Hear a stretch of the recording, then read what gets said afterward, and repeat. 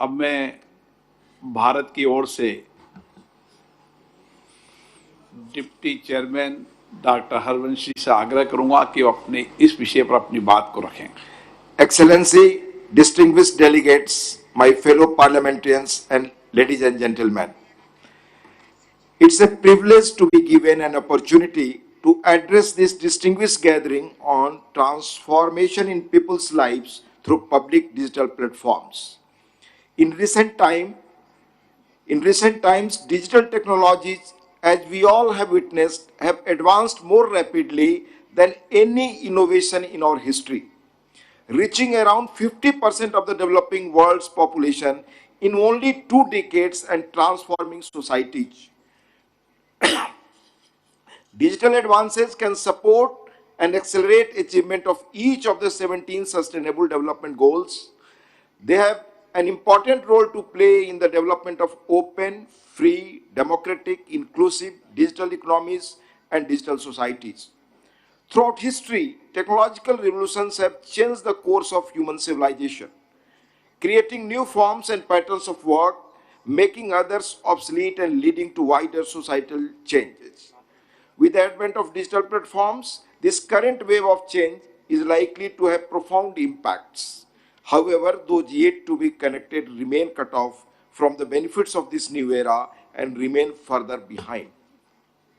Many of the people left behind are women, the elderly, persons with disabilities, or from ethnic or linguistic minorities, indigenous groups, and residents of poor or remote areas. Excellencies, this is a challenge which must be taken very seriously so that the benefits of technology reach every person. By enhancing connectivity, financial inclusion, access to trade and public services, technology can be a great equalizer. During the recently held G20 summit in New Delhi, the transformative and inclusive role of digital technology was highlighted with a focus on digital public infrastructure. The key ideas of digital public infrastructure, DPI, and digital public goods, DPG, generated significant attention as exemplified by the emphasis on DPIs within the G20 framework. The G20 reaffirmed the fundamental importance of gender equality and committed to halve the digital gender gap by 2030. I would like to draw the kind attention of this distinguished gathering towards the G20 meeting on digital economy held in Bengaluru on 19th August 2023, during which an outcome document was published.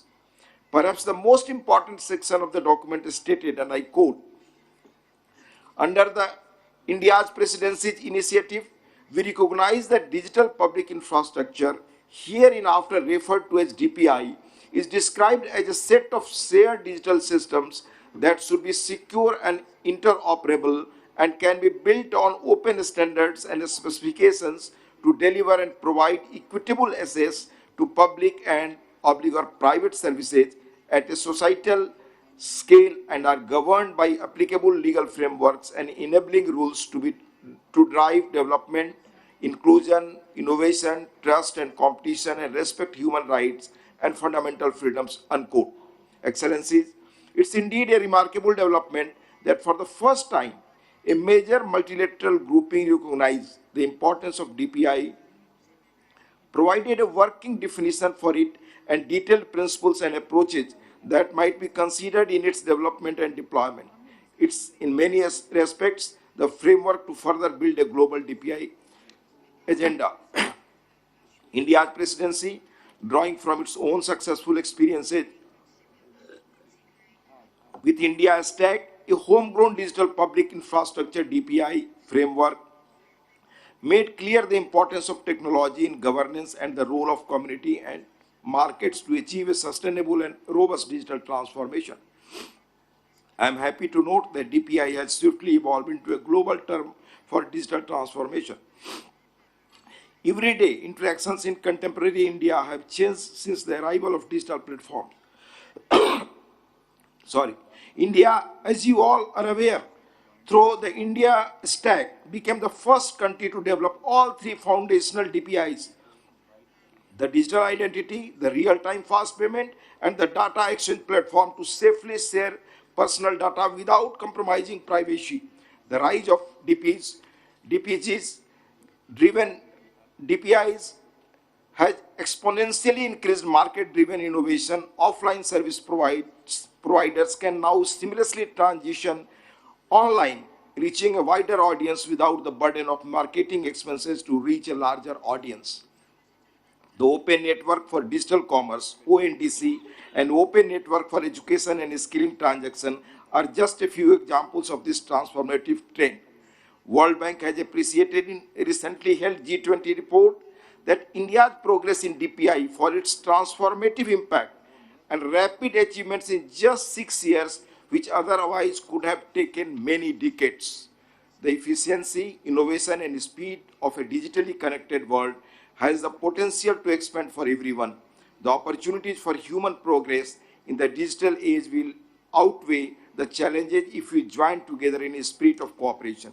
Technologies have the potential to make our world fairer, more peaceful, and more just. For achieving this outcome, we must work together to lay the foundations of an inclusive digital economy and society for all. This calls for rigorously pursuing policies and sustainable investments that will enable people to leverage upon technology to build better lives, resulting in a peaceful and stable world. Making this vision a reality will require all stakeholders to find new ways of working together to bridge divide between the digital haves and digital have-nots. Thank you. Thank you, sir.